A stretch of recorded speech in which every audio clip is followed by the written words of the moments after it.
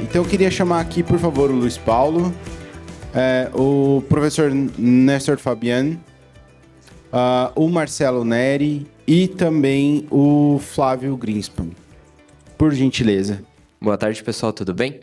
A gente vai trazer agora um tema bastante importante para o Brasil, né, que é sobre a tecnologia na indústria. Eu acho que se falou bastante hoje em IA, né, como a gente usa IA para a sociedade, né, agora para o agronegócio.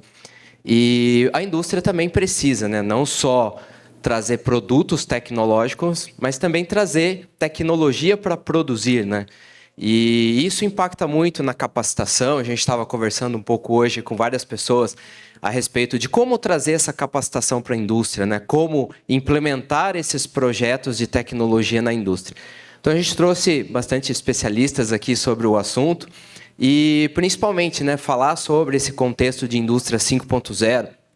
Existem muitas indústrias que realmente já estão tão tecnológicas que há essa interação do humano mais frequente e mais próxima das máquinas, mas também tem muita indústria que precisa entrar no conceito ainda de indústria 4.0, né, de conseguir extrair os dados da produção, tratar esses dados de forma eficiente e, principalmente, conseguir utilizar esses dados de forma estratégica na produção, né, para acelerar a produção, para trazer mais qualidade, enfim. Então, a gente vai começar falando um pouco, né, e eu gostaria de perguntar para vocês, né, qual que é esse conceito de indústria tecnológica para vocês, né, e realmente como a gente pode efetivar esse uso da tecnologia dentro das empresas, né, como isso pode auxiliar desde a pequena empresa, né, até as grandes empresas a se tornarem mais competitivas, e principalmente no nosso país, né. Então, eu posso começar, com licença. Posso... Apresenta. Se pudesse apresentar, por favor. Tá, Flávio. Meu nome é Flávio Greenspan. Eu agradeço pelo convite. Eu estou chegando aqui para assistir ao desenvolvimento dos vários painéis hoje, durante o dia. E eu sinto que a IA pode ser uma grande saída para o Brasil. Eu queria olhar o problema um pouco do lado da indústria. Nós temos uma indústria brasileira diferente da agricultura, que é líder e que consegue atuar no mercado mundial. A nossa indústria ela é muito pouco receptiva a novidades. Por quê? Porque ela hoje tem uma produtividade baixa, o quadro da indústria tem sido cada vez pior anualmente. Então, é preciso fazer mudanças radicais na indústria, diferente da agricultura. A agricultura já passou pela sua fase mais radical o caminho da agricultura, eu assisti o painel, achei ótimo. Tem uma sugestão depois para o professor Paulo sobre como levar adiante esse projeto. Agora, eu queria olhar a indústria do jeito que eu estou acostumado. Eu trabalhei numa multinacional durante alguns anos e tenho trabalhado hoje com o setor empresarial de uma maneira mais ampla, olhando para suprir deficiência. E eu estou olhando o IA como uma ferramenta importante para a gente suprir as deficiências que o setor tem, para ver se a gente gera um setor competitivo internacionalmente. E como eu trabalhei em multinacional, eu não confio nas multinacionais. Tá? Então, eu estou só dizendo que eu posso falar de cadeira, de certo modo. Então, nós precisamos criar uma indústria brasileira muito diferente da que está aí. E só para, não sei se todos conhecem, mas o lado industrial olha as modificações na indústria em cima de um trabalho da McKinsey chamado Os Três Horizontes. Não sei se todo mundo conhece.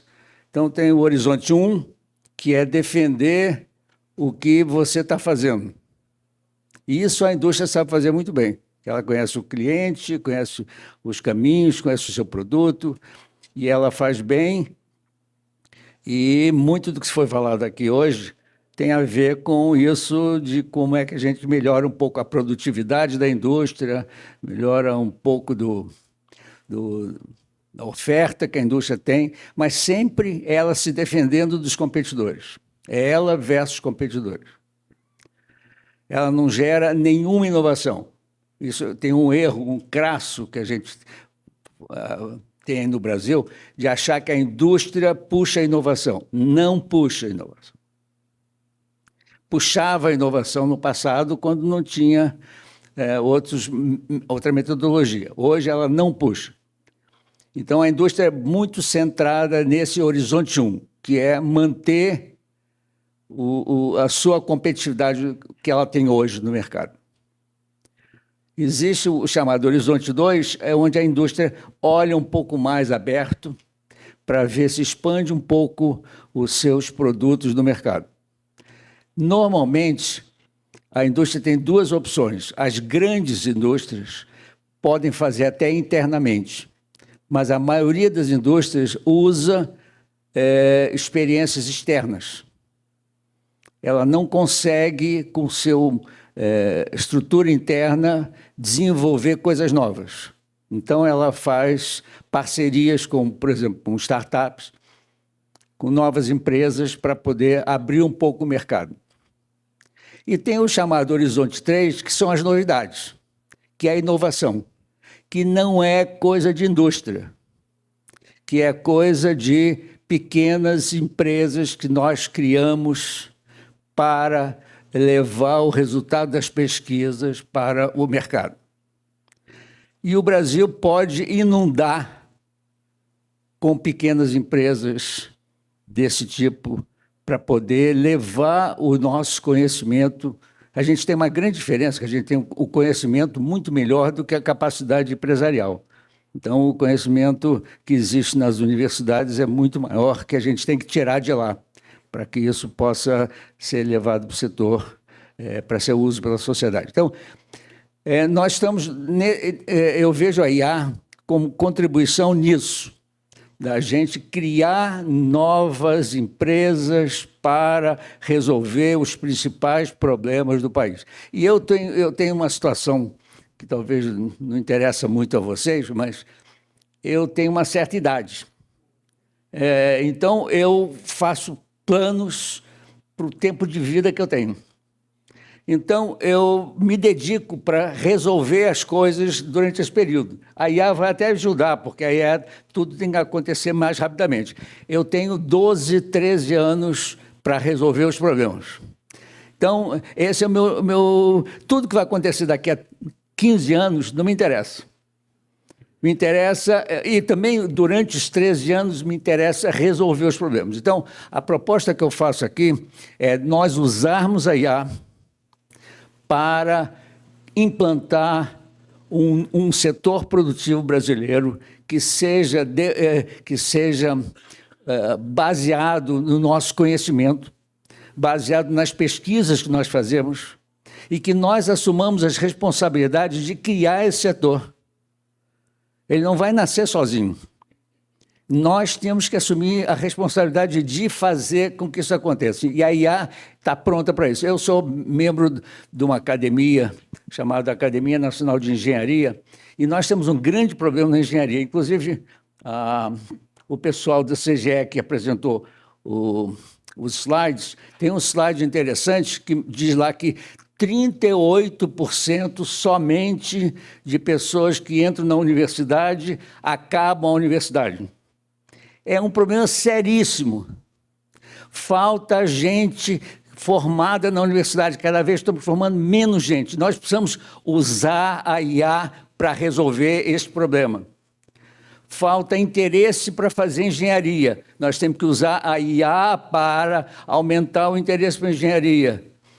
Se nós vamos usar o modelo que Goiás está fazendo, eu não sei se foi mencionado aqui com clareza, Goiás tem um processo de fomentar o ensino médio, o universitário e o emprego numa cadeia, num ecossistema.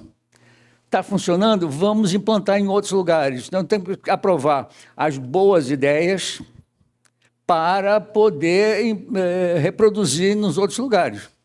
Então, eu sou muito... eu sou realmente esperançoso de que a gente consiga usar a IA de uma maneira inteligente. Não adianta eu ficar lutando contra a IA. Isso aí vai ter precaução com relação à IA, mas eu preciso usar a IA para resolver os nossos problemas, que são aumentar a produtividade, melhorar a competitividade e, principalmente, de criar um novo setor produtivo que a gente não tem hoje. Beleza. Muito bom. Eu acho que esse assunto que ele trouxe, né, de usar a inteligência artificial dentro da indústria, principalmente, né, a gente está falando das pequenas, porque as grandes geralmente já estão num caminho mais avançado, né? E o que eu digo muito, que a gente vê no mercado, é que às vezes todo mundo, eu quero usar IA dentro da indústria, né? Mas calma, vamos respirar, vamos ver qual é o seu processo, vamos entender aonde a gente consegue, né, de fato, ter eficiência utilizando a inteligência artificial. Né, principalmente no ramo da automação, né, tem se falado muito de usar a IA, mas em alguns casos a automação clássica ela resolve, ela traz benefícios e o próximo passo sim, a gente começa a tratar esses dados da indústria com mais eficiência, com mais veracidade nos dados, né. E aí, as tecnologias já existem, né? Então elas já estão disponíveis. E eu gostaria de perguntar para o professor Néstor, né, como que a gente pode fazer, né, com que essa tecnologia que está hoje na universidade, que estão nos institutos, como que ela chega dentro da indústria, né? Como que a gente pode, de fato, fazer com que ela traga a eficiência operacional, né? E de uma forma qualificando aquela indústria para continuar usando esse tipo de tecnologia. Então, primeiro, obrigado pelo convite, né? E me apresentando para os que não me conhecem, eu sou o professor Néstor Ayala, da Federal do Rio Grande do Sul, né? Sou co-diretor de um grupo de pesquisa chamado NEO, Núcleo de Engenharia Organizacional, e através desse grupo a gente desenvolve, tem um pé na academia e um pé na indústria, então a gente desenvolve pesquisas, né, poderia ser de ponta, né, olhando com parceiros internacionais, inclusive o MIT é um parceiro nosso, a gente tem alunos, manda todos os anos alunos para o MIT, e também universidades da Alemanha, né, para olhar o que está acontecendo, mas o nosso core transformar isso de uma forma que justamente a indústria entenda, né, como aplicar, né? Então, aqui eu estava conversando com vários sobre computação quântica. Então, tem um aluno estudando computação quântica, o objetivo é entender como a computação quântica, e a pergunta que eu fiz hoje, né, tipo, como ela realmente impacta as empresas, o que as empresas deveriam estar olhando disso, né? E eu dou esse contexto, né, porque o que eu falo e o que eu falo nas minhas aulas, escrevo nos meus papers, é tudo resultado de pesquisas que eu desenvolvo junto com as indústrias daqui do Brasil. Então, eu dou aula em diferentes lugares do mundo, inclusive, por exemplo, sou professor visitante do Tecnológico de Monterrey, no México, e os casos que eu utilizo para exemplificar a indústria 4.0 são casos brasileiros, né? Todos os, escrevi um artigo sobre gêmeos digitais, né? Para escrever o artigo Gêmeos Digitais, entrevistei 26 empresas brasileiras que estão desenvolvendo gêmeos digitais aqui no Brasil, né? Não precisei entrevistar nenhuma dos Estados Unidos, da Europa, da Alemanha, de qualquer outro lugar. Então, aqui a gente tem, né, uma massa crítica no Brasil muito avançada na implementação de tecnologias, né? Então, acho que as próprias empresas, grandes empresas principalmente, elas entendem como implementar essa tecnologia hoje, né? Como você falou, as grandes empresas já estão implementando essas tecnologias. E a gente tem uma vantagem, né? No Brasil tem uma vantagem que, quando eu estava escutando o senhor falar, né, eu lembrei de um caso, né, da Steel, né? Então, a Steel faz motosserras, né? A fábrica fica lá no sul, e eles fazem as motosserras em 4 lugares no mundo, né? Tem uma fábrica no Brasil, uma fábrica na China, uma fábrica nos Estados Unidos e uma fábrica na Alemanha que tem a capacidade de fazer a mesma motosserra, né? E por muito tempo a fábrica do Brasil ficou para trás, né? Então ela não conseguia competir. Cada vez que a Alemanha lançava uma nova motosserra, né, desenvolvia uma nova motosserra, ela perguntava para essas 4 fábricas, né, quanto vocês me cobram para fabricar essa motosserra, né? E aí sempre levava quem fabricava mais barato. Só que a Steel daqui do Brasil, ela se diferenciou das outras e hoje é o benchmarking de implementação de indústria 4.0 no mundo. As outras, né, a da China, os Estados Unidos, da Alemanha, estão aprendendo com a fábrica do Brasil como implementar a indústria 4.0, né? E aí eu perguntei para eles, né, conversando com eles, o que fez que eles implementassem indústria 4.0 mais rápido do que as outras, né?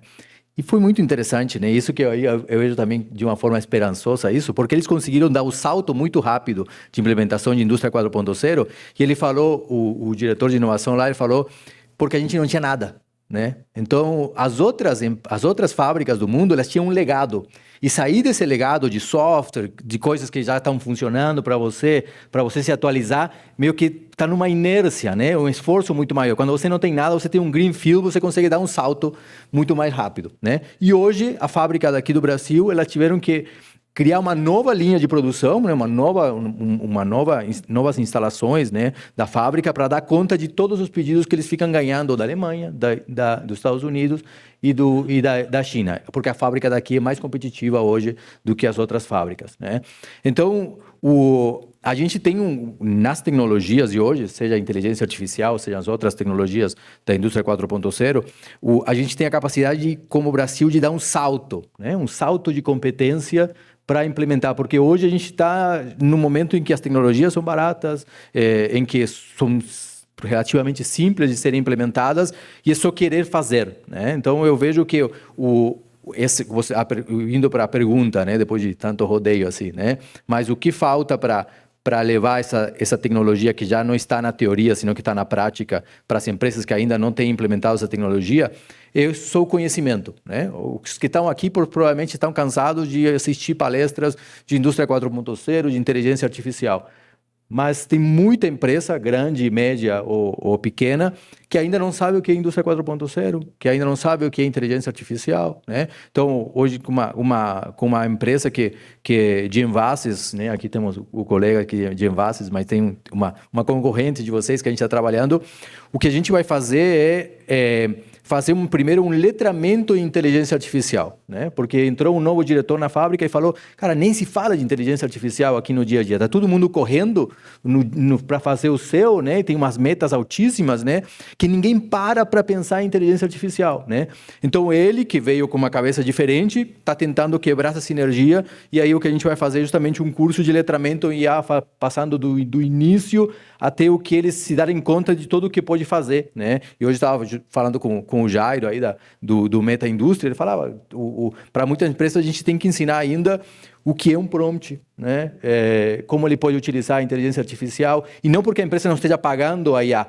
Ele paga um Copilot, paga um Gemini, né? Essa empresa que a gente vai fazer o letramento paga um Gemini, mas ninguém utiliza, né? Então, eu acho que falta muito ainda a gente catequizar as pessoas nessa transformação digital. É legal. É um ponto bem importante que você trouxe, né? É como a gente, como instituto, sempre diz, né? Antes de vamos usar a IA, vamos aprender como usar, né? Vamos entender como ela funciona e, principalmente, dentro do contexto daquela indústria, né? Seja de manufatura de veículos, de eletrônicos, né? Ou de algum alimento. Então, vamos entender como ela, né, funciona, como ela pode trazer vantagem competitiva, né? E principalmente a gente tem conversado também sobre esse conflito de gerações dentro da indústria, né? Que realmente a gente tem muitos jovens chegando que já conhecem, né, logo de cara essas questões de IA dentro de um smartphone, dentro de um computador, mas que chegam na indústria e ainda não se vê utilizando isso, né? E ainda falta. E a gente tem que ter um pouco de cautela também, porque não dá para sair colocando, né, inteligência artificial para tomar decisões dentro de processos produtivos, né? O Brasil tem legislações específicas para proteção, proteção operacional, né? Até mesmo para questão de proteção do operador que está trabalhando, ou mesmo do produto, enfim. E isso precisa, sim, de uma educação, né? Precisa, sim, de uma capacitação e, de modo geral, da cultura da empresa, né? Porque não adianta a diretoria querer colocar, sendo que a base não está preparada. E também tem o contrário, né? Às vezes existe a operação querendo usar, mas a cultura da empresa, né, de não se deixa usar aquela tecnologia para avançar o processo, né?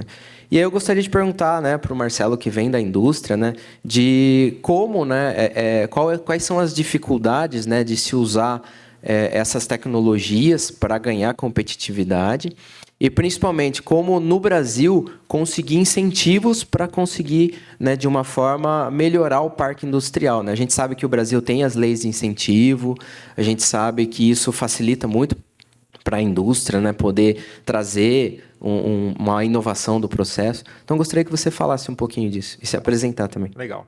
Bom, boa tarde, meu nome é Marcelo Neri.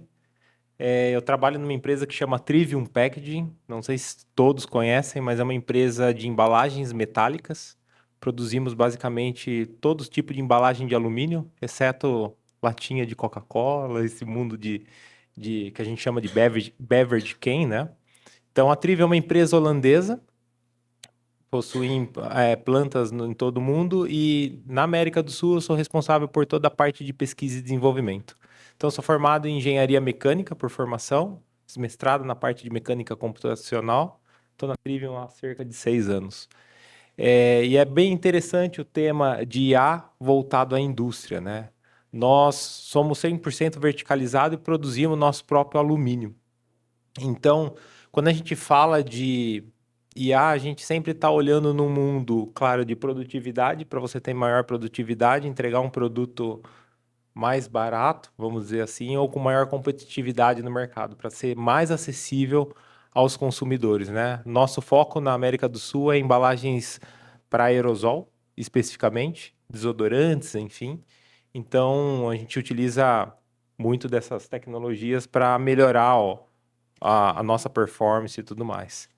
É um ponto interessante que você traz sobre tecnologias, enfim, porque o professor Paulo comentou sobre sustentabilidade, muito ponto, e eu vejo que em 4 anos, em 5 anos para cá, esse tema ficou, acho que é ponto clave para toda a parte de negócio do mundo de embalagem hoje. Então, de acordo com os acordos de Paris, SBTi, que a gente segue, enfim, a gente tem alguns targets de eliminação da cadeia de carbono de net zero, comentado, né, até 2050, enfim. E a gente tem utilizado cada vez mais tecnologias, automação, novos equipamentos para poder ser mais competitivo, ter embalagens com menor peso, menor emissão de carbono, proporcionando um benefício melhor para o consumidor final, uma embalagem mais econômica, né? Então, quando a gente fala de IA, a gente sempre está olhando para melhorias de processo e tomadas de decisão. O professor comentou, né, sobre olhar daqui 13 anos e as decisões, como a IA tem ajudado a tomadas de decisões rápidas, né? E no mercado que a gente vive, onde a gente basicamente produz uma commodity, vamos dizer assim, ele é muito dinâmico. Então, tomadas de decisões rápidas no dia a dia, a IA tem ajudado muito nisso.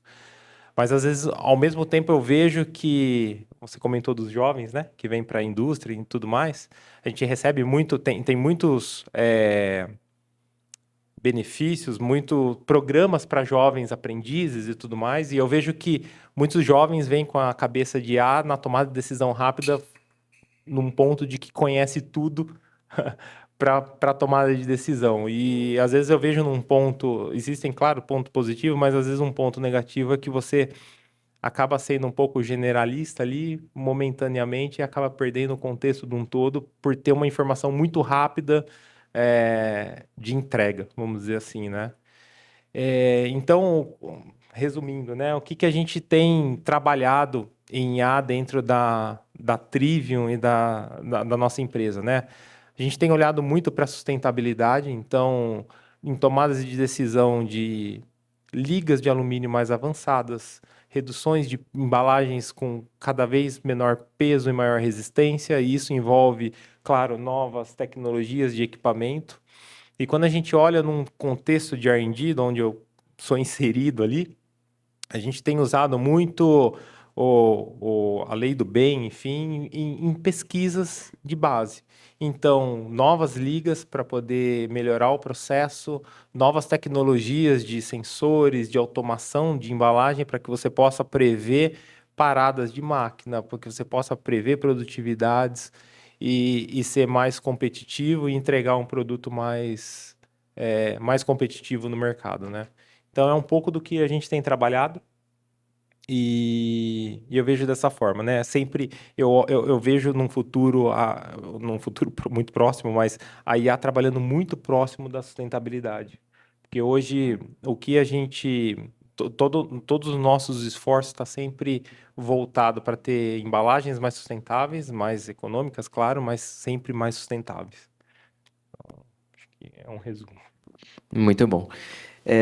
Um dos grandes comentários que a gente vê muito da indústria, né, que existe muito um vale ainda entre a universidade, o instituto, a prova de conceito, né, daquele processo e a escalabilidade, né, você escalar essa tecnologia durante um espaço pequeno, né, porque você precisa ter linhas iguais dentro de uma indústria e até mesmo dentro da cadeia da indústria, seja naquele país ou seja, né, como uma multinacional em outros países. E a minha pergunta é um pouco assim, será que o maior desafio hoje para a indústria, ele é tecnológico ou ele é humano? Né? Porque a tecnologia existe, mas nem sempre ela do modo geral, ela não atende a todas as operações. Né? E como que a gente faz isso? Como que seria essa mudança cultural ou tecnológica dentro de uma indústria? Né? Pensando até no contexto Brasil, né? A gente fala muito do nível de maturidade daquela empresa, né? Então, existem N níveis de maturidade no Brasil, né? Desde aquela que realmente não tem conhecimento algum, ou até aquela que tem o grau mais avançado, que até está usando, né, os cobolts, né, as máquinas mais operacionais autônomas, enfim. Então, eu queria deixar esse desafio para a gente aqui, né, de como a gente consegue enxergar isso, se é maior desafio tecnológico ou humano dentro da indústria para a gente evoluir hoje. Felipe, o senhor Felipe, você gostaria de começar? Bom, eu vou usar o que eu acho, né? Eu me apresentei direito. Eu sou engenheiro biomédico, fui professor da Universidade Federal do Rio de Janeiro durante uns 20 anos, mais ou menos. Depois fui para a empresa, para a indústria. E tenho trabalhado com startups já nos últimos 10 anos. Então, eu sou fã das startups. E o que é a startup é o veículo através do qual eu transfiro o resultado de pesquisa da universidade para o setor produtivo. Se a empresa depois quiser aproveitar dessas startups, ela vai e compra a empresa. Isso é o mecanismo normal de mercado. Então, de modo que a startup é uma alternativa, e eu trabalhei na universidade nessa área de ligação universidade e empresa. Eu dirigia um departamento chamado Copetec, que faz isso. Então, eu acho que quando apareceu essa ideia da startup, que é desse século, né, pelo Steve Blank, ele nasceu porque o governo americano pressionou o Congresso para só liberar dinheiro para a National Science Foundation se acelerasse o processo de aumentar a velocidade de transferir o resultado de pesquisa. Então, o governo americano dava dinheiro para a pesquisa e demorava muito a isso sair e chegar no setor produtivo.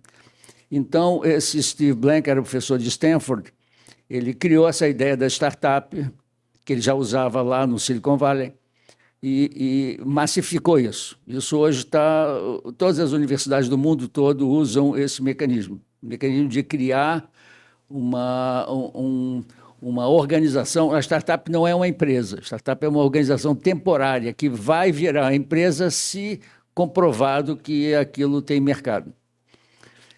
Por que a indústria não inova? Porque a indústria tem que sobreviver, a indústria tem que pagar as contas. A startup não paga conta. A startup pode correr risco, a indústria não corre risco. Isso que todo mundo, a gente às vezes fala mal da indústria, não é por nada, é que ela não pode correr risco. Se ela tentar fazer alguma coisa que não der certo, ela pode quebrar. Então, a startup pode, né, não dar certo, porque a startup pivota e vai fazer outra coisa. Então, eu acho que a gente usa mal as startups no Brasil. E poderíamos estar usando as startups para efetivamente encaminhar a solução de problemas. Então, essa que é a minha visão. Com relação à relação universidade-empresa, existem hoje vários mecanismos, Lei do Bem, ele mencionou, a Embrapi é outro mecanismo, e tem vários outros, de estímulo à ligação universidade-empresa. Mas todo mundo esquece disso, que a ligação universidade-empresa é sempre na demanda da empresa, e a demanda da empresa não é inovadora. A demanda da empresa é para resolver o problema que a empresa tem, que não é necessariamente inovação. Então, esses mecanismos não estão gerando as inovações que a gente esperava que gerasse. A Embrapa gera muito mais inovação do que todos esses mecanismos, todas as leis. Pegar a Lei do Bem, quantas inovações saíram da Lei do Bem? Você vai contar no dedo. A Embrapi é a mesma coisa. Então, não é por culpa do fomento, é por culpa do modelo. O modelo brasileiro que devia de ter vamos criar um monte de startups e vamos ver aquelas que vão sobreviver, que vão dar certo, que vão criar novidade e que vão ser inovadoras. E se isso for de atrativo para a indústria, para o setor industrial, ela vai lá e faz uma parceria com a startup. Então, eu acho que analisar o relação universidade-empresa tem que ser olhado nesse foco. É bom para resolver problemas que a empresa tem, que não são necessariamente inovadores, que são problemas de mercado. Esses fomentos ajudam, e ajudam cada vez mais. Agora, se isso daí está melhorando a competitividade do setor produtivo brasileiro, aparentemente não está, que nós estamos cada vez piorando mais. Então, precisamos mudar o modelo. Posso fazer um Claro. adendo, né? Concordo com essa visão, né? As startups, elas acabam inovando muito mais rápido, né? E aí, então, o ponto é trazer essas startups para dentro das grandes empresas para elas inovarem e trazer essa inovação, né? E hoje escutando, né, no painel do Victor, estava falando sobre que a empresa deveria pensar diferente os seus processos para serem para utilizar melhor a inteligência artificial, né, dentro dos processos. Então, tipo, o que hoje as empresas fazem, né, é adaptar um processo que já existe para IA, né? E aí acaba não tirando o maior proveito da IA. E eu concordo com isso também. Só que tem um estudo que saiu agora, né, que ficou viral do MIT, falando que 95% dos projetos de inteligência artificial nas empresas fracassam, né, esses projetos de implementação. Então, eu coloquei uma doutoranda, né? Sempre quando um professor não sabe a resposta, coloca algum doutorando para estudar, né? Essa é a vantagem de estar num grupo de pesquisa, né? O aluno, ele acha que a gente vai colocar ele para estudar numa coisa que a gente consegue falar para ele, né? Mas não, na verdade, exatamente, a gente quer que ele me traga a resposta, né? E aí eu coloquei uma doutoranda para estudar isso e um mestrando, né? E a gente está entrevistando diferentes empresas para entender como implementar projetos de IA para não fracassarem, né? E a gente está escutando os dois lados, os que fracassaram e os que deram certo, e escutando também startups que estão indo implementar. E está sendo muito interessante os insights que a gente está tendo, porque o mundo ideal seria ir lá e virar de ponta cabeça o que a empresa faz e fazer direito já com IA, né? Só que as empresas falam, um CEO de uma startup falando, eu tentei fazer isso e não deu certo, me bloquearam, né? Me boicotaram, as pessoas me boicotaram o projeto, né? Porque foi um impacto muito grande. Então, o que eu faço agora quando eu vou implementar um projeto e agora tem dado certo? Eu vou lá, coloco a IA e ele continua fazendo do jeito dele, né? E num primeiro tempo, ele tem a IA do lado. E ele fala, cara, vai perguntando para a IA, né? E vai suportando um pouquinho a tua decisão aqui com a IA. E aí ele vê, opa, essa IA sabe, né? Ele começa a jogar mais perguntas para a IA, né? E fazendo mais coisas com a IA. Aí ele pega a confiança e fala, beleza, a IA está me ajudando, não está para tirar meu trabalho, né? E ele vai confiando mais, até que no momento é possível automatizar, porque ele fala, ele só fica fazendo o que o Homero Simpson fazia com o passarinho, né? Só apertando Enter, Enter é o que IA, e fala, beleza, chegou o momento de eu fazer alguma outra coisa. Isso aqui já a IA está fazendo bem, né? Então, talvez a gente tenha que deixar o processo de implementação da IA mais lento, por mais que não seja o ideal, para que as pessoas não... para que se introduza no dia a dia das empresas. E o próximo projeto provavelmente vai ser mais rápido, né? Mas então, respondendo a tua pergunta, eu vejo que é a forma com que a gente introduz isso. A gente tem que entender que a grande empresa, ela é menos flexível, né? Menos adepta ao risco, mas não também só a grande empresa, a pessoa, né? Por que a empresa faz isso? Por que o operador não quer seguir o que a IA está falando para ele fazer, né? Porque ele fala, tá, depois quem vai ser demitido se eu fizer errado aqui sou eu, né? Não vai ser a IA. Então, que ele quer criar essa confiança com a IA e depois ele vai absorvendo. Então, talvez essa forma com que a gente chega para introduzir a IA é o que vai dar o sucesso ou não do projeto, né? Por favor. Talvez a gente possa criar a IA fora da empresa, põe a IA funcionando e, se der certo, incorpora. Sim, eu acho que essas iniciativas, né, de laboratórios experimentais, ela é bem interessante, né? Até mesmo para provar para aquele tipo de indústria que aquilo pode trazer ganhos, né? Porque a indústria é muito isso, né? Eu só vou colocar no meu processo se realmente amanhã eu vou ter já ganhos com isso, né? Que é muito imediatista, né? E também é muito cautelosa, porque realmente falando, né, do chão de fábrica, uma parada de linha pode custar muito, né? Ele pode custar muito até por uma resposta, por uma receita errada, enfim. Então tem a cautela, mas em muitos casos você consegue fazer com que uma fábrica se torne mais flexível com esses dados já pré-levantados para uma decisão, né, para que um departamento de planejamento tenha a informação, né, mais atualizada daquele dia, o histórico já resumido. Então, tem os seus dois pontos. Marcelo? Sim. Não, é super interessante, porque acho que é aí onde entra as startups e as universidades, né? Porque muitas vezes você não consegue ter uma estrutura de pesquisa desse tamanho, desse porte dentro das indústrias.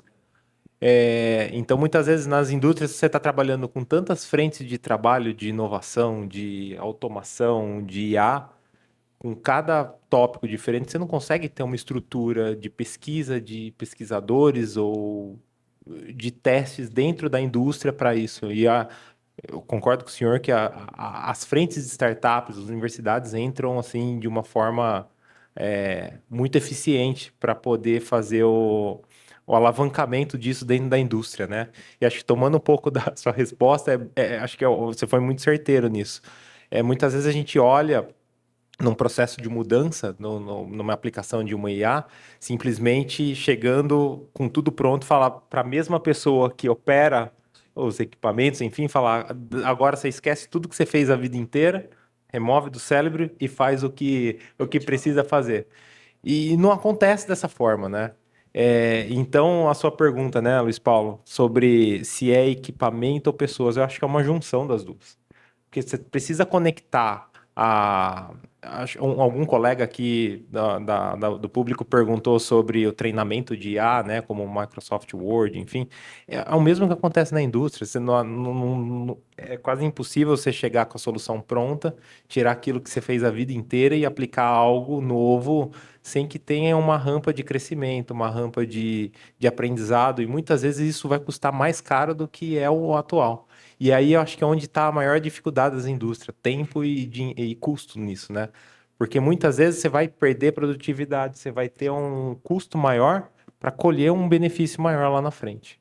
Então, acho que essa é a maior dificuldade hoje, quando eu vejo, por exemplo, na aplicação de IA, enfim, essa maturidade, né? Para poder começar a olhar para o futuro e colher isso. Mas precisa plantar agora, né? É um pouco do que eu vejo também. Legal. Como o professor Flávio disse, né? Peço desculpas, chamei de Felipe agora há pouco. Flávio, desculpas.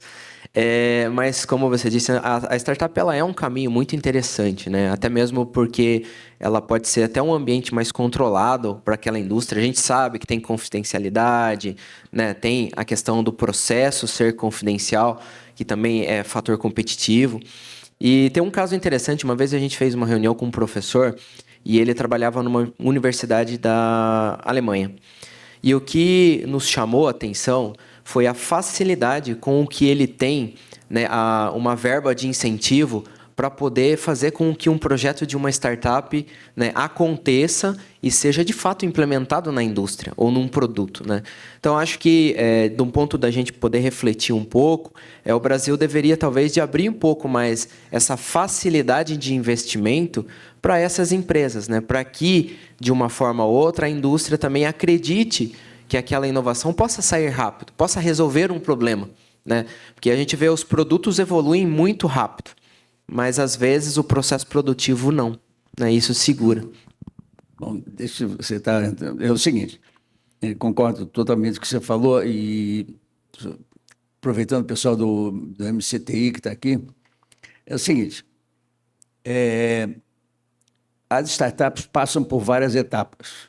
No início, ela transforma a ideia, o resultado da pesquisa, em um MVP, na verdade, que a gente chama. Aí você tem que ir lá no mercado para validar.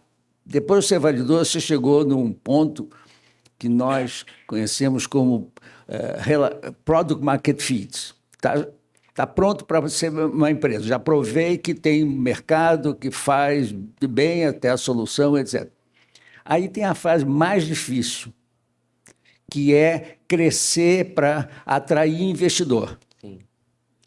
Porque investidor não investe em projeto, nem em ideia, nem em pessoa. Ele investe no negócio.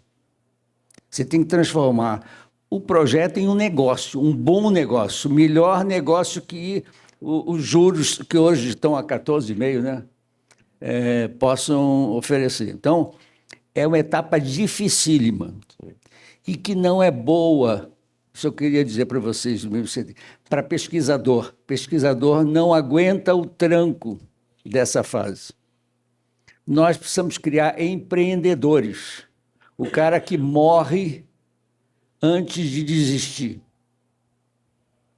É um outro sujeito, pode estar na universidade, mas é um outro sujeito, não é o pesquisador. O pesquisador, no primeiro tranco, ele volta para fazer doutorado, pós-doutorado, vai fazer pesquisa com o professor Paulo.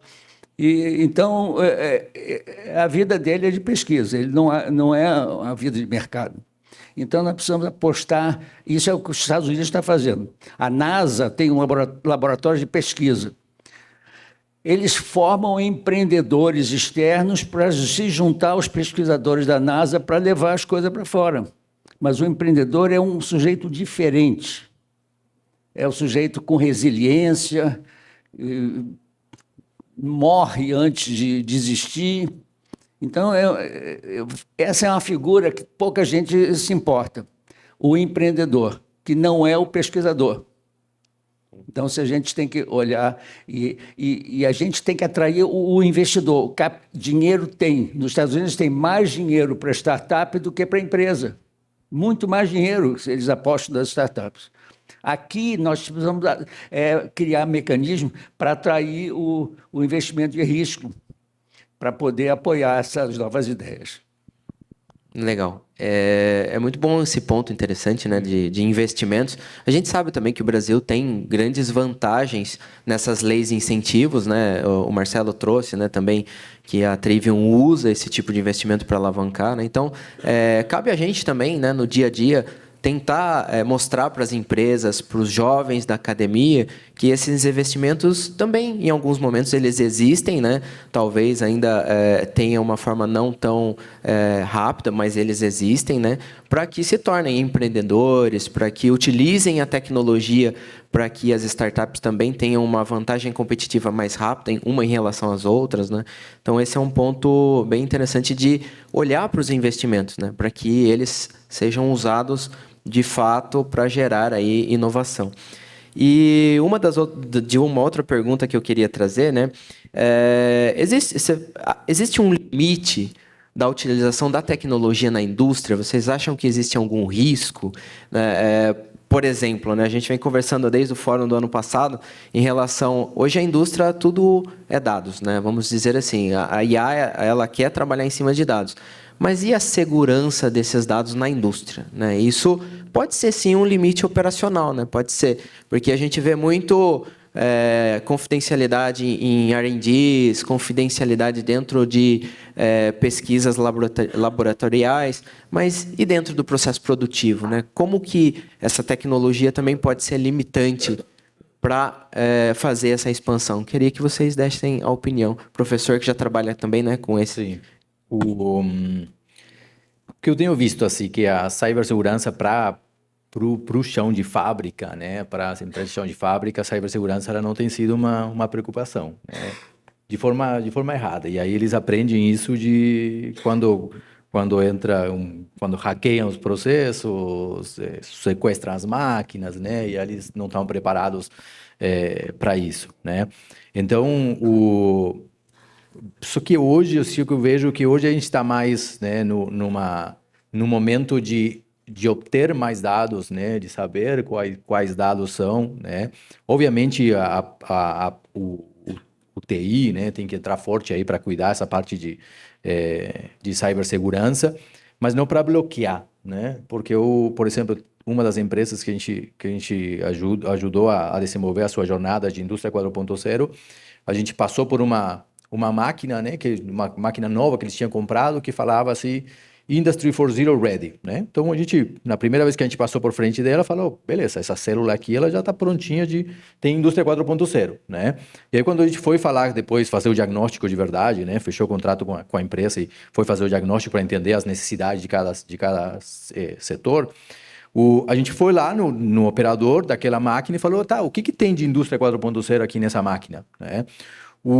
Não, ela são os fornecedores italianos, então o italiano pode entrar aqui na máquina para saber quando tem um problema, para identificar qual que é o problema e fazer o diagnóstico, né, para solucionar essa máquina. Ah, que interessante, e me explica como funciona isso.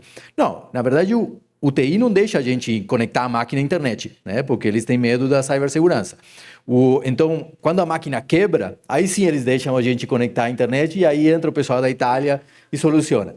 Poxa, então o que era a indústria 4.0 já não é mais 4.0, porque 4.0 tá prontinho, mas não posso usar. Então, esse cuidado, né, que a gente tem que ter, né, tipo, não ter o medo da cibersegurança, senão domesticar ela, né, a gente separar lá as redes, né, colocar os firewalls para acontecer isso, né.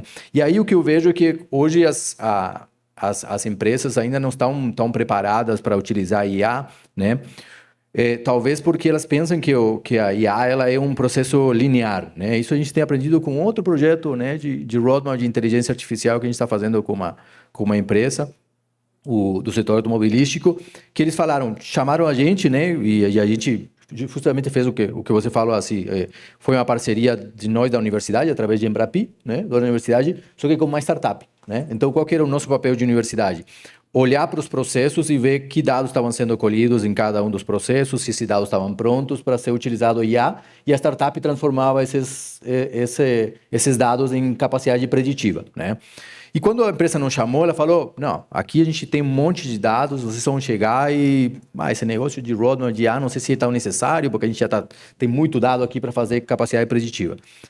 Passaram já 6 meses, né? E ainda a startup não conseguiu transformar esses dados em preditiva. Por quê? Porque a empresa colhia muito dado, mas não o dado que a IA precisava, né?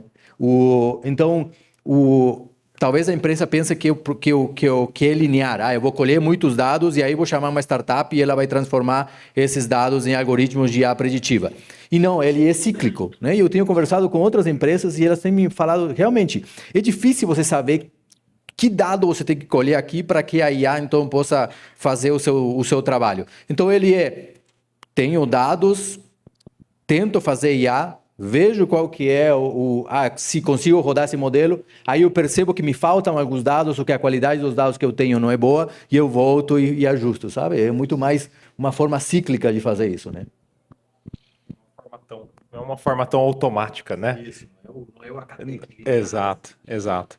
Hoje eu vejo, pelo menos no ramo que eu trabalho, na Trivium, enfim, isso pode ser um impeditivo para algumas coisas, porque a gente sofreu um ataque há 4 anos atrás, ficou durante 20 dias a operação na Europa inteira paralisada por um hacker que entrou no SAP e parou toda a operação de logística e tudo mais. Isso com certeza a IA traz um risco ali, uma vez que você tem dados abertos sendo consumido e sendo processado ao longo do tempo para gerar conhecimento, né? O que eu vejo muito também, Luiz Paulo, algumas empresas investindo em terceiros para poder realmente pegar esses dados e fazer a sua própria inteligência por trás para prever a sua produção, a sua melhoria contínua ali dentro, sem utilizar alguns softwares, algumas inteligências mais padrões, né? Acho que tem vários caminhos para poder fazer isso, né? Mas com certeza a segurança dos dados ali é algo bem crítico e bem sensível para ser trabalhada, né? Legal. Acho que hoje a gente já ouviu falar muito na computação de borda, né? Na computação local. E isso para a indústria tem crescido bastante, né? Até mesmo para utilização de inteligência artificial específica, né? Então se cria a base de dados de acordo com o que aquela indústria vive, né? Com o que os seus procedimentos internos, suas normas internas, até porque uma resposta alucinada pode mudar uma decisão ali, né? Então, a computação em borda, ela tem crescido bastante, né? Nesse ramo de automação industrial também. Eu acho que hoje um robô, ele consegue, além de fazer a manipulação, mas de ter essa previsão do próximo passo usando visão computacional, né? Mas que a gente precisa processar ali, porque, querendo ou não, você está tirando uma foto. Se for uma foto de um novo produto, né, você pode expor essa foto. Então, existe muito essa questão que o vazamento dessa foto pode custar milhões de reais para aquela, né, para aquela indústria, né? Então, acho que é bem interessante essa questão de tratar os dados dentro da própria indústria e principalmente é um ponto que você trouxe, né? Qual a qualidade desses dados, né? Então hoje eu vejo já teve um caso que a indústria falou, olha, eu gero 12 mil linhas de informação por dia, ficou todo feliz, né? Mas espera aí, você precisa usar, né? Porque isso custa, armazenamento custa, né? Então acho que esse é um ponto que a gente tem que olhar com cuidado. Eu aprendi hoje uma coisa que me deixou muito preocupado. Eu aprendi no painel dele que quando os LLM vão evoluindo, as respostas vão mudando. Então, eu comecei a pensar, passou na minha cabeça a Anvisa. Você faz um equipamento, faz os testes clínicos e a Anvisa te dá a licença. Se depois o mesmo processo não vai te dar a mesma resposta, como é que faz? Vai ter que, cada vez que o LLM muda, eu tenho que mudar, fazer um novo registro? Vai ser uma loucura isso. Então, se a gente não garantir que os LLMs são estáveis, todo o nosso processo de acreditação está furado. Porque você vai usando linguagem que muda a critério do dono da empresa, né? Dono da Antropia, que muda lá, eu tenho que aqui refazer meu critério com a Anvisa. Vai ser uma loucura isso. Então, precisamos pensar nisso quando analisar a legislação, de garantir, pelo menos, um período de ter estabilidade, né?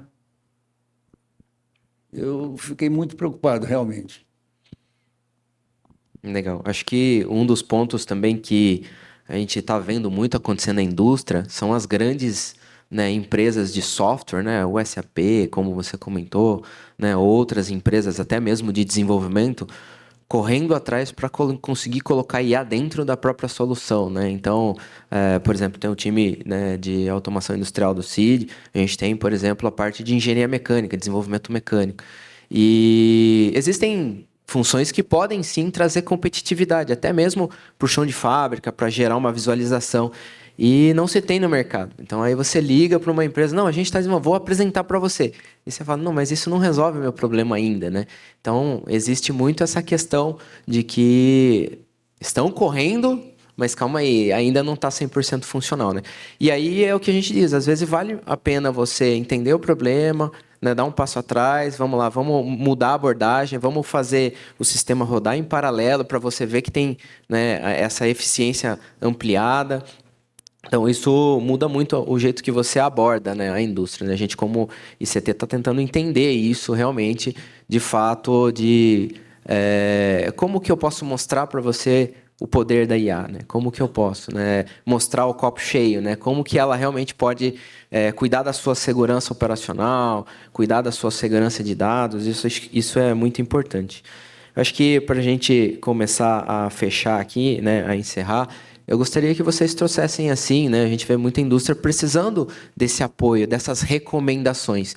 Então, qual seria a recomendação para que uma indústria que hoje talvez não tenha o conhecimento, ou aquela que tenha avançado, como que ela pode evoluir com essa tecnologia, né? Como que, na visão de vocês, seria um passo a passo para que ela pudesse ter sucesso com essas tecnologias? Acho que eu posso começar porque é o que a gente tem ajudado as empresas a fazer, né? Então, já desde indústria 4.0, mas agora com inteligência artificial, então a gente tem montado, por exemplo, o roadmap de implementação de tecnologias de indústria 4.0 de empresas como o Grupo Boticário, Tramontina, BAT, e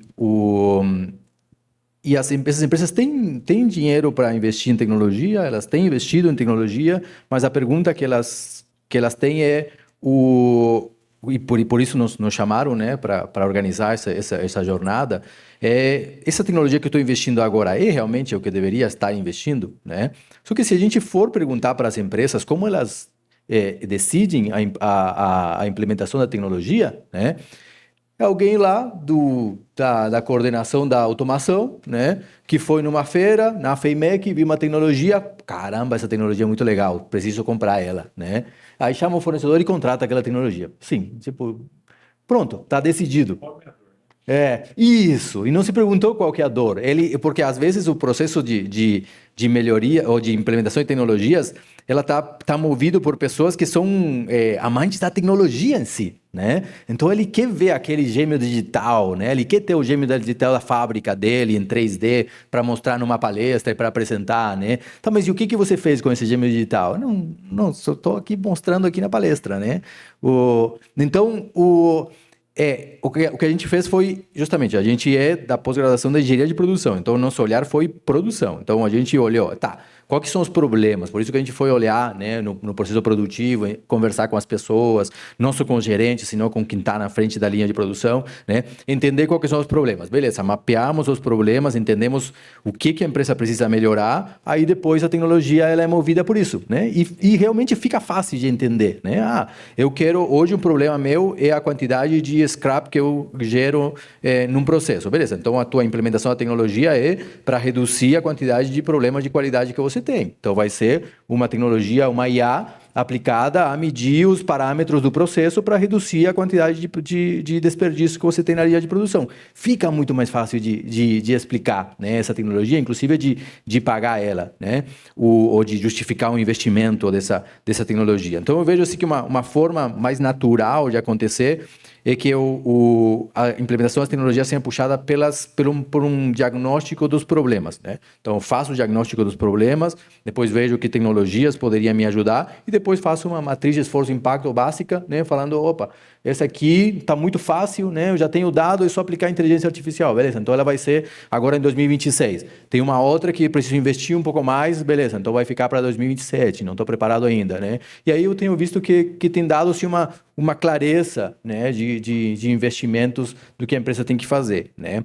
E outro ponto que eu vejo, né, que também foi colocado num dos painéis, é que hoje a inteligência artificial chama muito, né? E as empresas chamam as universidades ou as startups para implementar a inteligência artificial. Eles querem implementar a inteligência artificial, não necessariamente resolver um problema que eles têm. Não sabem aonde. Eles só querem inteligência artificial. Cara, tem que caber em algum lugar essa inteligência artificial, né?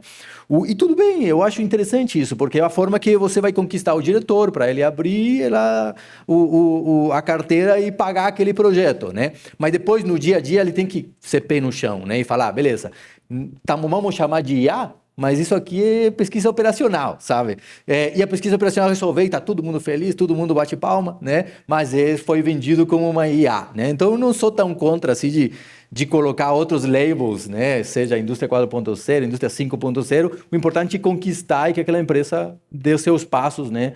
na melhoria. O que sim, não sou contra é implementar uma tecnologia que não resolve nada. Eu queria pegar carona numa coisa que você falou. Tem um livro que se chama Fall in Love with the Problem, Not with the Solution.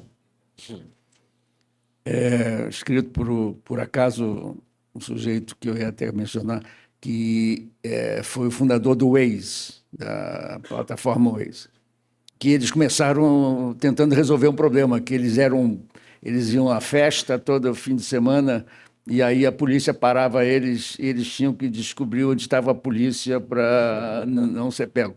Então começou o Waze assim. Então começou com um problema. A gente, inclusive, ia propor que o modelo Waze pode ser usado por um grupo de pessoas que têm desenvolvem um interesse comum. Bom, mas o que eu queria dizer é o seguinte. Nós precisamos, do lado do governo, de gerar desafios. As universidades são competentes. E não, a gente tem que mudar esse modelo. Vou ficar aqui, eu tenho dinheiro, apresenta projeto. Existem já algumas coisas que nós sabemos que a sociedade precisa. Então, se a gente conseguir convencer o governo de publicar um conjunto de desafios que eles gostariam de resolver, isso ajuda muito e que apresentem projetos para a gente verificar qual é o projeto que mais se adequa à nossa realidade. Do lado das empresas, minha sugestão é que as empresas criem um mecanismo de desenvolver startups. Quer dizer, existe um mecanismo que a gente está experimentando, que é o Startup Studio. A gente cria startup. Por exemplo, a NASA, como eu mencionei aqui, o Departamento de Defesa dos Estados Unidos, o Departamento de Estado, de Energia, todo mundo tem o seu estúdio. E o estúdio cria as startups que a empresa precisa. E a verdade é que os mecanismos de apoio à startup, se a startup for de um grupo muito grande, eles não são aceitos. Por exemplo, em São Paulo, o PIP é só para pequena e média empresa. Então, não pode ser esse estúdio, pode até ser fora da empresa, não precisa ser da empresa. A empresa pode ser investidora nos negócios do estúdio. Quer dizer, o mecanismo está aí.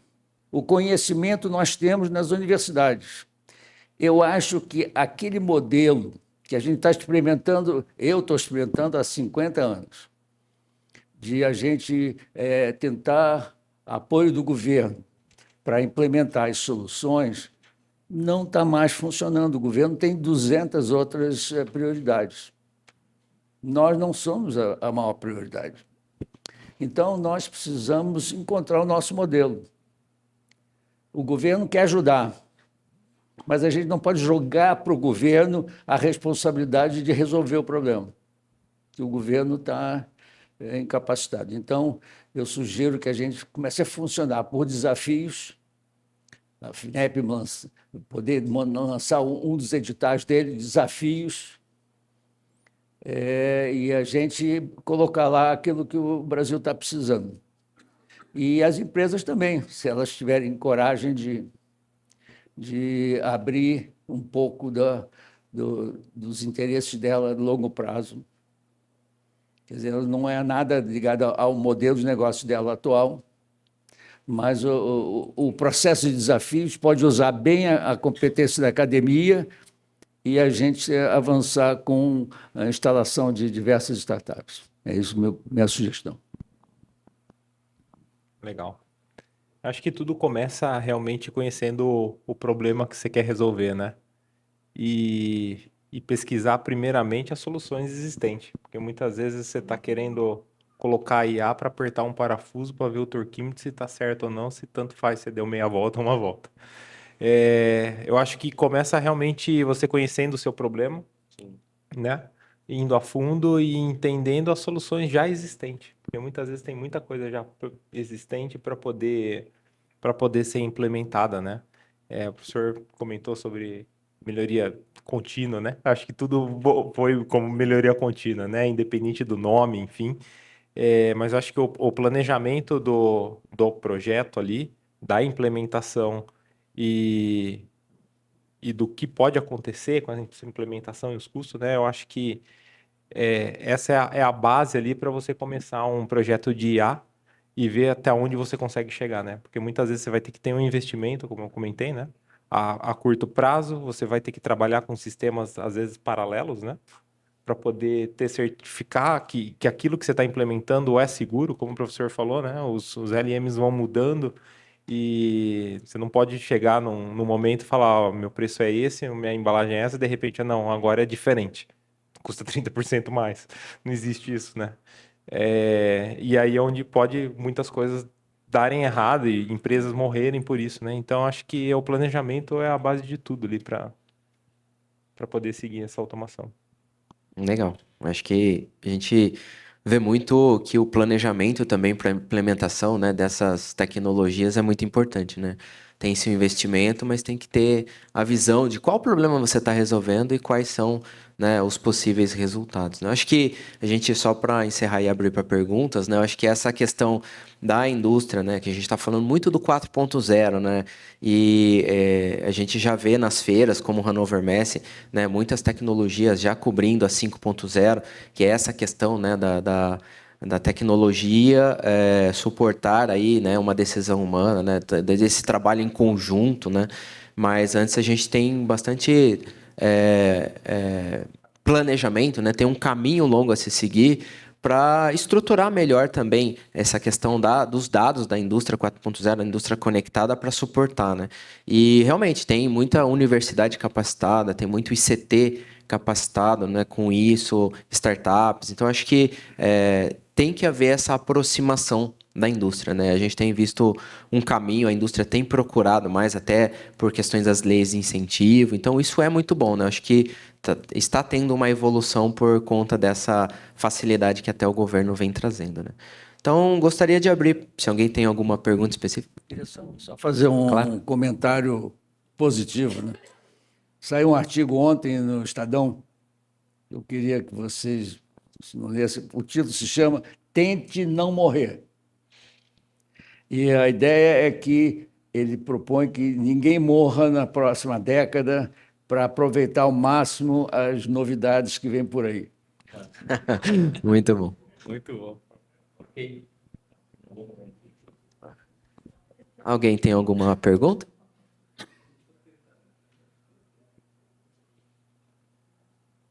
Não? Felipe? Se alguém quiser fazer perguntas, aqui.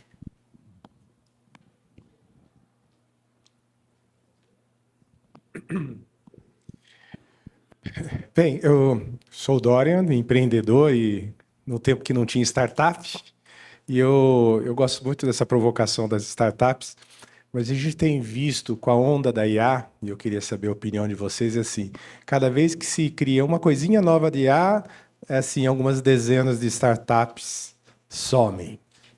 Tem gente que ficou criando coisas e investindo e fazendo. Agora eu vou fazer um software disso, vou fazer um outro daquilo. E a IA está literalmente apagando essas empresas que deram sangue, deram coisa, aprenderam um monte de coisa. E eu queria saber se, eu sei que a opinião de vocês desse lado, que a IA também está fazendo que se reinvente esse lado de o que é projeto e o que é startup. Acho que o professor Flávio pode... Quer dizer, não, é o seguinte, eu acho que é parte da vida da empresa, né? Inclusive, as empresas, as startups são criadas para fazer uma disrupção no mercado. Elas querem não mais ser fornecedoras da IBM, elas querem acabar com a IBM. Quer dizer, o negócio elas querem criar novas tecnologias antissistema. E elas não podem reclamar se aparece alguma coisa contra elas. Então, é a parte. Então, mas a startup tem um mecanismo bom. Enquanto ela é startup, ela pivota. Não sei se todo mundo conhece esse termo. Pivotar. Pivotar é o mudo. Startup pode mudar a hora que ela quiser. Startup não precisa nem vender, não precisa ter funcionário. Quando virou empresa, aí é uma empresa. Aí tem que as regras do mercado. Enquanto startup, ela vai pivotando até achar o caminho dela. Vou colocar um pontinho só que é a mais, que é tem um amigo meu que tem uma startup, né? E quando a gente fala startup, né, a gente pensa, sei lá, umas 10 pessoas, né, que vão estar aí, mas na verdade 3 pessoas, né? Às vezes 2, 1, né? Então no caso dele, né, ele nos últimos anos ele tem lançado mais e mais produtos, serviços dentro da startup dele, com as mesmas 2 pessoas, ele e mais 2, né? Porque ele falou, cara, o Claude, né, que o Anthropic, ele multiplicou o poder de cada um desses meus 2 funcionários por 10.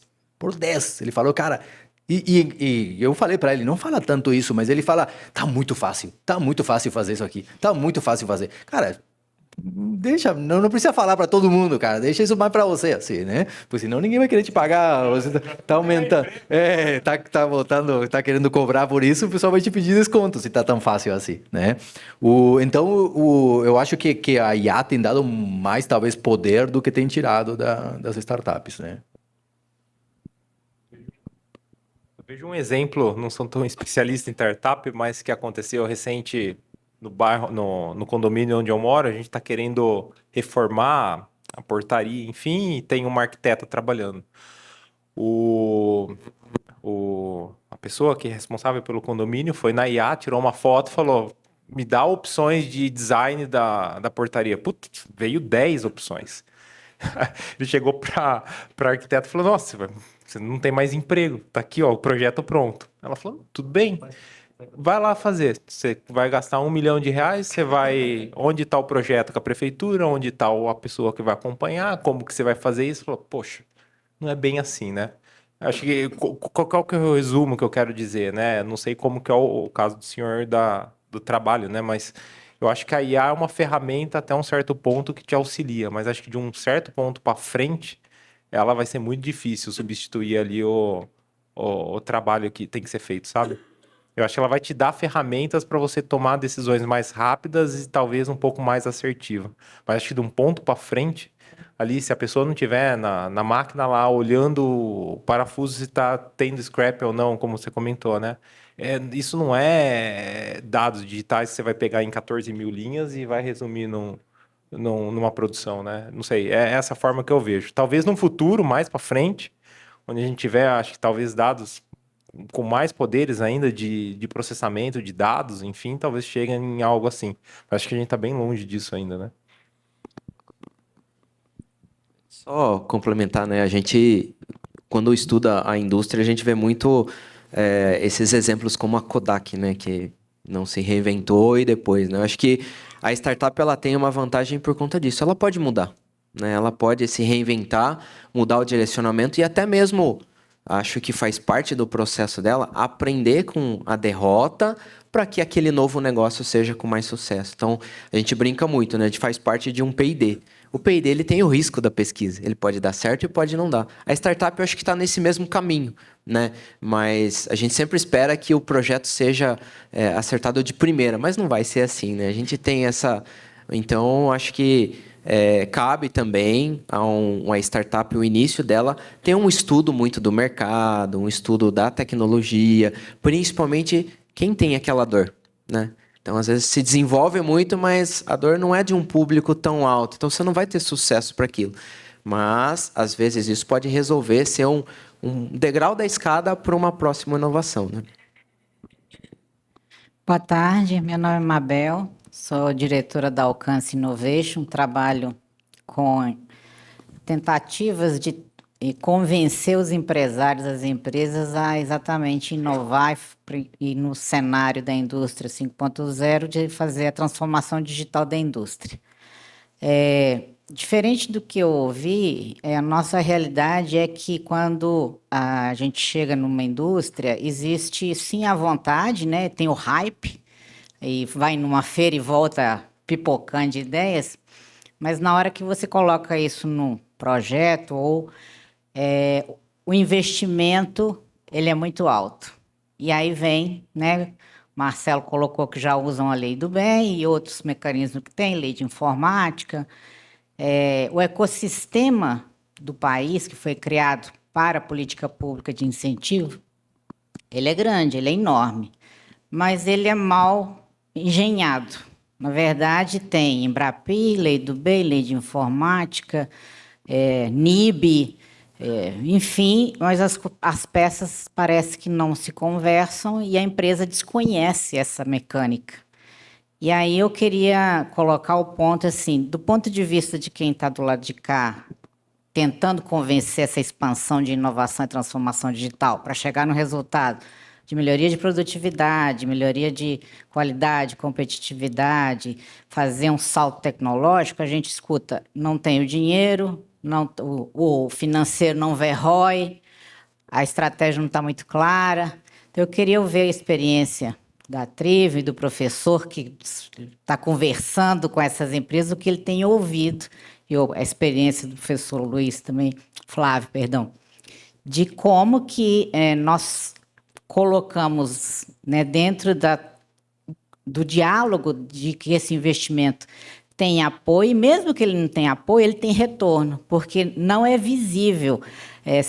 Quem trabalha com TI vai dizer assim, o projeto para na mesa do financeiro, ele não anda. Sempre assim, né? Sempre assim. Todo mundo encantado, mas o financeiro não vê ROI. Então, essa barreira ela ainda não foi tratada nem pelos financiamentos públicos e talvez até pelas pesquisas organizacionais, porque quando a gente leva para uma empresa, a gente leva uma estratégia de financiamento, uma estratégia de inovação, que obviamente tem que estar alinhado com a estratégia corporativa. A estratégia corporativa é crescer em 5 anos a produção. Para eu crescer a produção, eu tenho que fazer uma transformação digital da indústria, tenho que reduzir, aumentar minha capacidade produtiva, eu tenho que investir.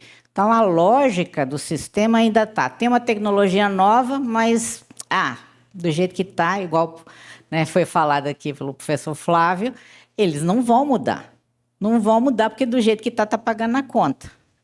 E o CAPEX é muito alto. Então, eu queria colocar essa camada de discussão sobre o valor dos investimentos e essa tomada de decisão, transpor essas barreiras que a gente tem. É interessante. Posso, talvez, dar um exemplo, como aconteceu onde eu trabalho, né? Durante 2 anos tentei implementar a lei do bem, ou acho que talvez por uma falta de conhecimento do time financeiro, falando, não, foca em outra coisa que não é isso agora.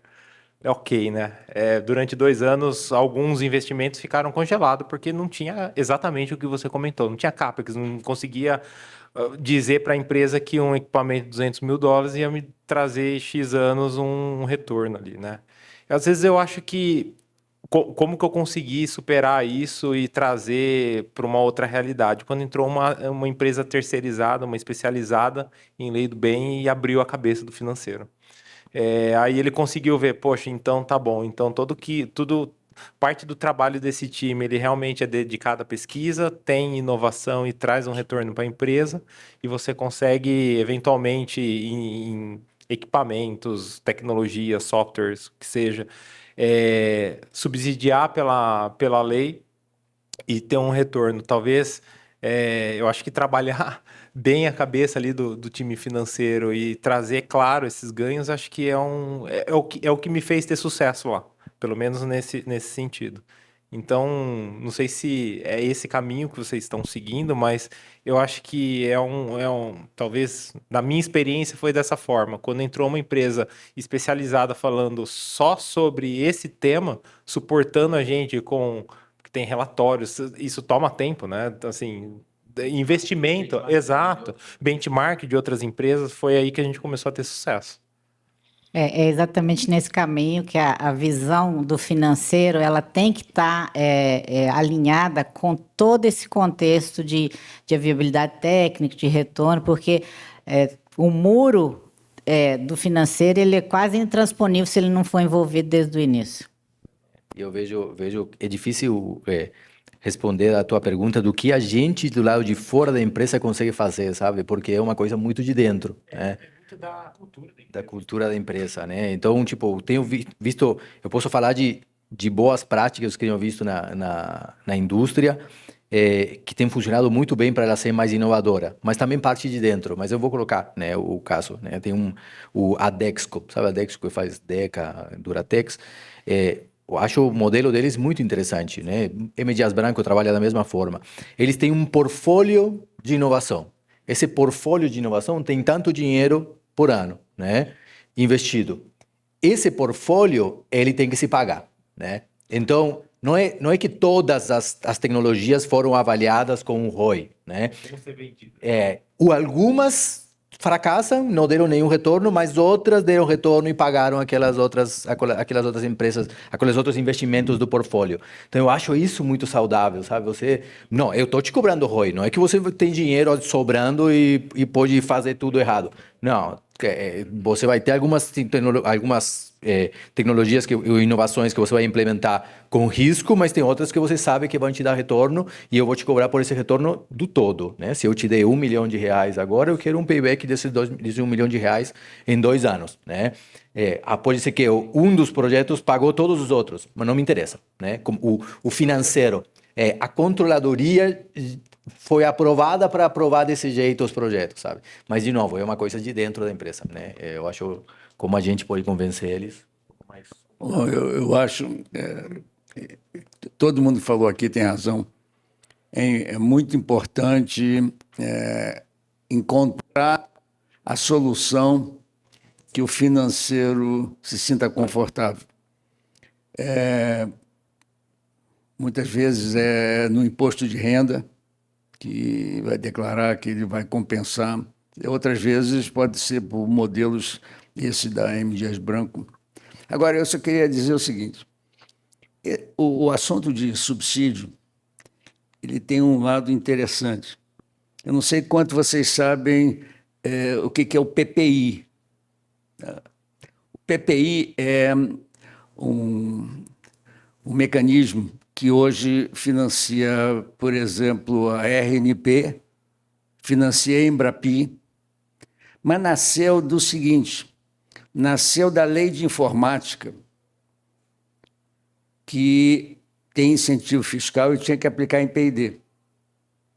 E quando as empresas aplicavam em P&D, tinham que fazer relatórios para o MCTI. Quando elas faziam relatório, o MCTI normalmente demora um certo tempo para aprovar. Aí, quando chegava para ser decidido, o MCTI algumas vezes vetava, porque o projeto não era projeto de inovação, vários argumentos.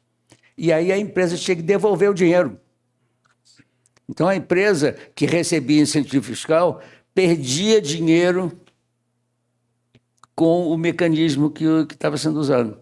Então, ela chegou para o governo e disse, eu não quero mais, eu vou te dar o dinheiro, não quero aplicar nas universidades, eu prefiro dar para o MCTI de volta do que correr o risco de perder o dinheiro. Por que isso? Porque o P&D que as empresas faziam com aquele dinheiro não era tão importante assim. O governo, então, aplicou esse dinheiro em outros mecanismos que estão sendo bem-sucedidos. Mas eu quero só dizer o seguinte, no fundo, ele volta para o passo inicial, que é que as empresas, quando a gente incentiva, não pense que elas estão efetivamente fazendo o P&D da corporação aqui no Brasil. Não estão. Elas usam aquilo, eu fui de empresa, eu uso aquilo como uma obrigação. É uma obrigação que eu tenho que aplicar. E se eu não aplicar, não faz mal. Eu estou fazendo meu P&D em outro lugar. Então, a gente tem que entender o racional das leis de incentivo. Quando elas chegam na empresa, você tem que convencer o financeiro de que é rentável aquilo. Senão, ela não quer. Ah, mas eu estou dando dinheiro para você, eu não quero. Entendeu? Então, por isso que eu estou dizendo que o mecanismo da startup continua sendo o melhor que tem. Faz a empresa criar uma startup. Essa startup tem recursos dos órgãos de fomento para serem implantadas. E se ela der certo, aí você vai implantar dentro da empresa. Tá? Eu estou dizendo que o formato do mecanismo talvez tenha que mudar.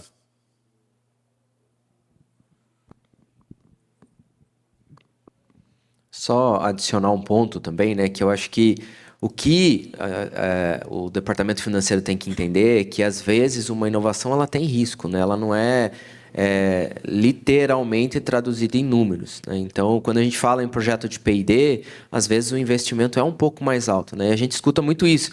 Ah, mas essa solução X, ela é um pouquinho menos eficiente, mas ela já existe no mercado por um preço, né?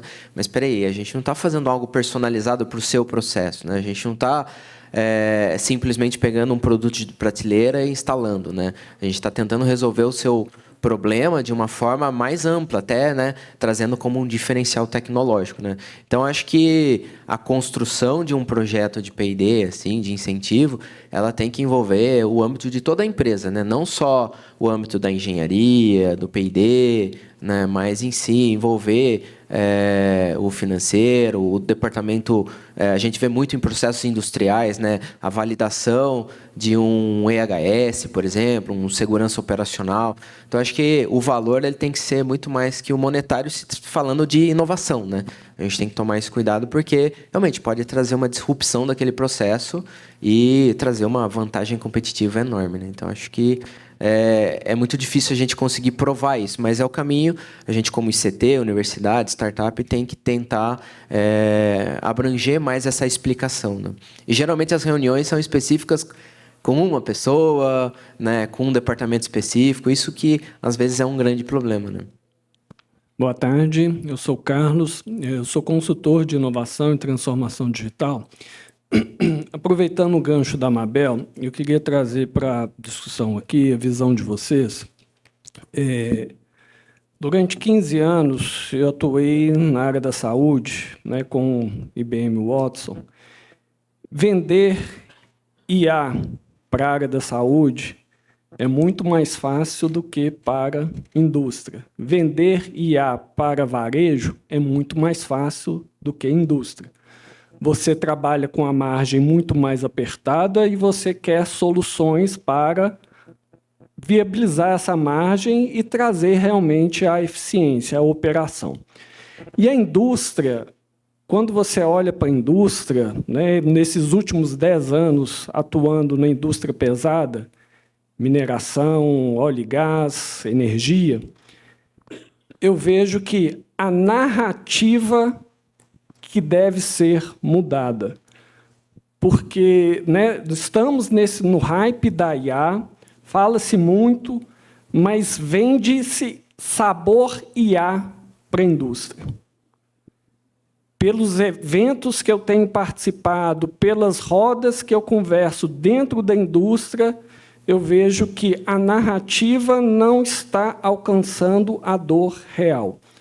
De uma indústria que fatura lucro 2, 3 bi, mas quando você vai no detalhe, ela perde 200, 300 milhões por um processo mal gerido.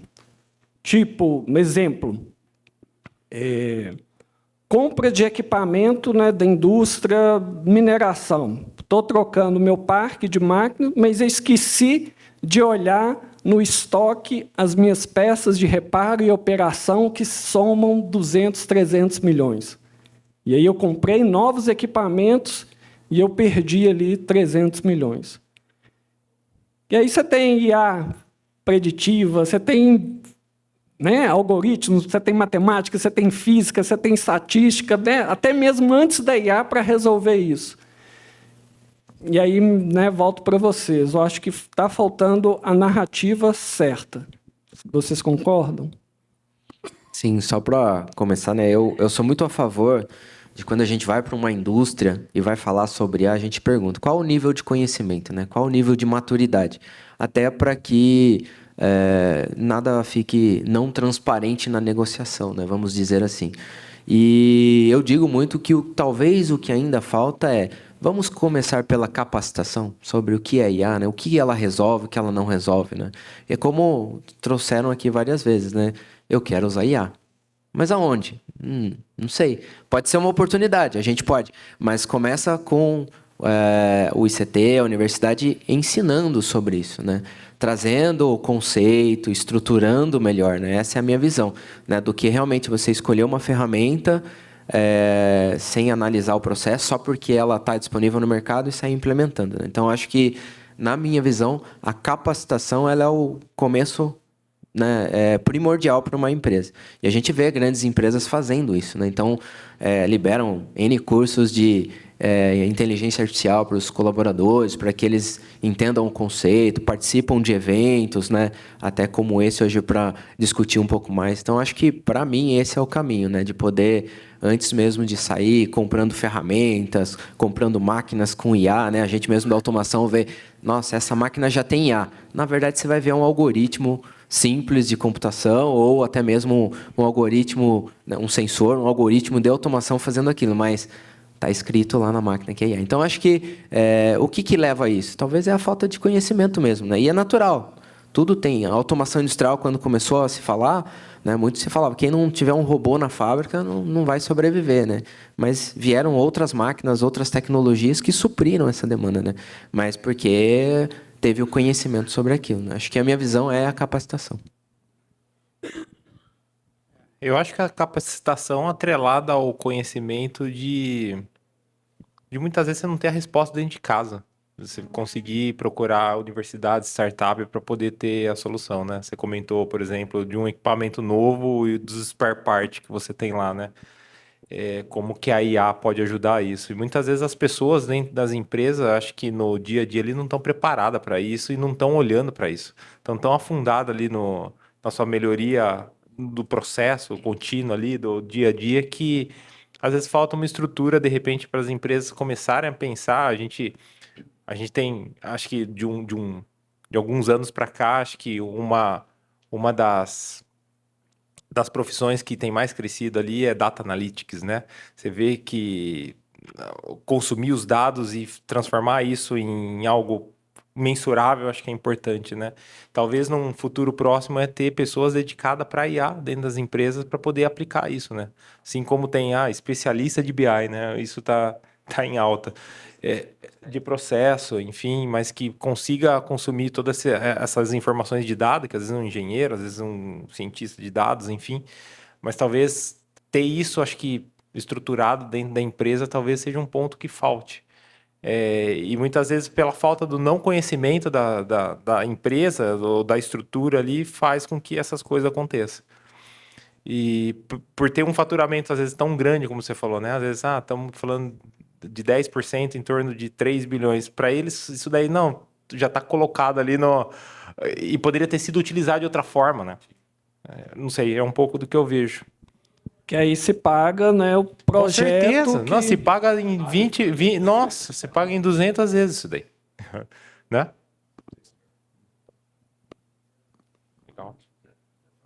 Legal, é um pouco do como eu vejo. Bom, acho que a gente encerra então, pessoal. Gostaria de agradecer, né? Alguém tem mais alguma pergunta? Não? Tem mais uma ali. Desculpa. Obrigado. Prometo não falar muito. Eu gosto, mas eu sou Reinaldo Contessoto, eu sou da Marelli, do grupo Marelli, o antigo Magnete Marelli. Sou do time do Dr. Paulo, que acredito aí que de pouquinho em pouquinho, na palestra anterior, a gente consegue mudar. E sou muito entusiasta nisso também. Como o Dr. Flávio, espero um dia estar como ele aqui, viver mais 13 anos já está bom, com a idade dele. Mas é o que eu espero, né? Mas eu acho que esse trabalho, pegando o que a colega falou, eu acho que hoje a indústria, de um modo geral, ela é muito fechada para as novas tecnologias, principalmente o meu setor. Eu tenho 33 anos de setor automotivo. Trabalho numa grande multinacional, presente em milhares de lugares. Nós estamos em 168 países. Mas quando eu vejo a parte de fomentos, e a gente tem muitos fomentos hoje. No Brasil, hoje, lei do bem, as indústrias não estão utilizando.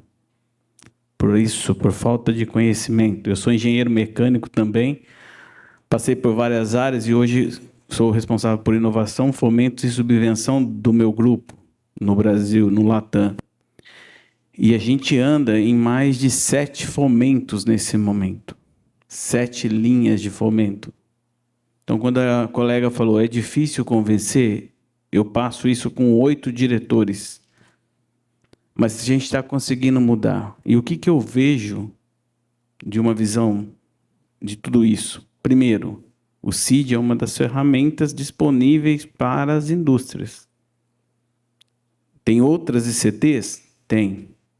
A Embrapi é um modelo fantástico. Eu participei do painel da Embrapi em São Paulo, na FEIMEC, alguém falou da FEIMEC há pouco, e estou trazendo o Igor para a empresa minha, porque eu vou chamar os meus fornecedores para ter acesso ao modelo Embrapi.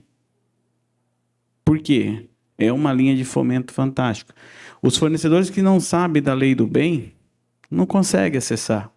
A lei de informática, que hoje é conhecida como lei de TICs, é um fomento fantástico.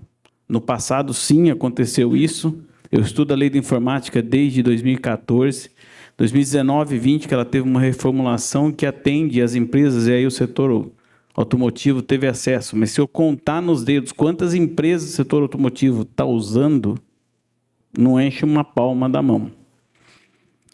Sem falar que você fomenta a universidade, você fomenta o PPI, porque assim, só para vocês terem uma noção da lei de informática, são 11%, 10,92% que você tem de isenção, e 4% você devolve para a sociedade, seja via PPI, seja via projetos de inovação e pesquisa. Então, você faz com que o ecossistema, né, aconteça. Eu sou fã, estive lá no MCTI recentemente, apresentando os resultados do trabalho que a gente vem fazendo. Mas o que eu vejo hoje que é o mais difícil é as empresas abrirem a cabeça. Sim. E quando a gente vem para o nível de IA dentro da indústria, que é o momento que eu te agradeço, Rogério, por estar aqui, porque a IA tem um risco. As grandes empresas colocaram lá uma IA para os funcionários. Muitas delas não tiveram treinamento. O meu lá é conhecido como Maia, o nome dela é Maia. A gente teve que fazer um treinamento básico de baixo. E o que a gente concluiu? Que o treinamento dado para a fábrica, tem aqui em Hortolândia 1.400 funcionários, mas no Brasil são 5.000 funcionários. A gente deu um treinamento básico de IA que está ajudando o cara dentro da casa dele. Por quê? Com esse treinamento básico, ele está aprendendo e os filhos estão aprendendo. Então, quando eu olho para a IA e eu tenho que levar isso para dentro da minha empresa, com segurança. Então, hoje a gente está falando de N discussões, desde a parte da fábrica até a parte do produto final. Mas a mensagem que eu quero deixar aqui é que difícil mas a gente tem que continuar lutando. Tem muitas opções, tem lei do bem, lei de informática, o Mover é fantástico. Muitas empresas não têm noção do que o Mover é possível. E dentro do Mover você tem os projetos estruturantes. o projeto estruturante tem que ter uma indústria, uma ICT, uma startup e uma outra empresa de um ramo que não é o seu. E você tem a subvenção do governo ainda para ajudar. Então, você imagina quando você faz um modelo estruturante, vamos falar assim, ó, só para vocês terem uma noção, R$1 milhão é o projeto. 500 mil vem da empresa preponente. 330 mil vem da Embrapi. 100 mil vem do Instituto, que a maioria deles recebem a verba para investir na pesquisa, quebra de fronteira. E a startup vem com um pequeno valor. E a parte da startup, como o professor bem falou, vem do Sebrae.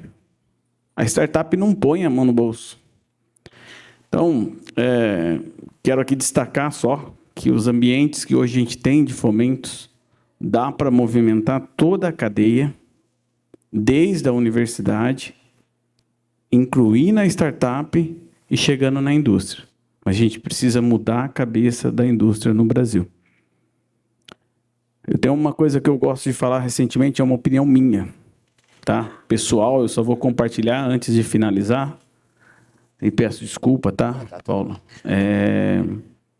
No passado se falava muito da Europa. Depois, tecnologia Europa. Depois, tecnologia China. Hoje, as grandes empresas, SAP, grandes empresas estão na Índia. Na minha opinião, a próxima onda ou é Brasil ou é México. Porque o México está investindo tanto. Se você fala que é brasileiro, então, eles contratam na hora. Da casa, carro. Porque o brasileiro tem um QI diferenciado e o brasileiro não desiste. O brasileiro não desiste dos problemas dele. A startup dele morre, ele vira, pivota e vai de novo. Então, assim, para mim, ou é o Brasil ou é o México, vai ser o próximo polo de tecnologia, de inovação. Então, assim, para mim, se depender de mim, vai ser o Brasil. Mas eu tenho essa visão de tudo, eu quis complementar um pouco da colega aqui e tentar mostrar que desde a startup, junto com a universidade, podemos chegar na indústria e o ecossistema todo funcionar. O Mover ele traz aí muita oportunidade. Hoje, para você transferir tecnologia para o Brasil, seja no Mover 1, 2 ou 3, o 3 é mais voltado para as grandes montadoras, mas o 1 e o 2 você já tem isenção do imposto de importação. Aí você pega tudo que você gastou de horas ou de tecnologia e lança lá no Mover 1, você já vai ter o benefício da verba. Hoje só tem 200 empresas habilitadas no Mover 1. E ainda, detalhe, o governo permite que as horas apontadas no Mover 1 também toma benefício na lei do bem. Ou seja, você toma o benefício 2 vezes. Então, acho que vale a pena um pouco mais, investir um pouco mais nisso. As empresas têm que investir um pouco mais nisso, nessa linha de pesquisa, para fomentar cada vez mais. É só uma contribuição. Tá bom? Legal. Muito importante saber que existem empresas que conhecem de fato, né, o poder que a gente tem de incentivo no Brasil, né, e como utilizá-los para tornar o Parque Fabril mais competitivo, mais tecnológico, tenha mais conhecimento, né? Então é importante a gente tomar, obrigado pela sua colocação, né? Porque isso deve servir como referência para muita empresa, né? Então, às vezes você vai comentar sobre uma lei e a empresa nunca ouvi falar, né? Nossa, mas pode trazer tanto benefício, né? Tanta tecnologia, capacitar seu pessoal para produzir mais. Então, acho que muito obrigado pela sua colocação. E gostaria só de agradecer ao professor Flávio, ao professor Néstor, ao Marcelo, pela grande contribuição no dia de hoje. Muito obrigado, pessoal.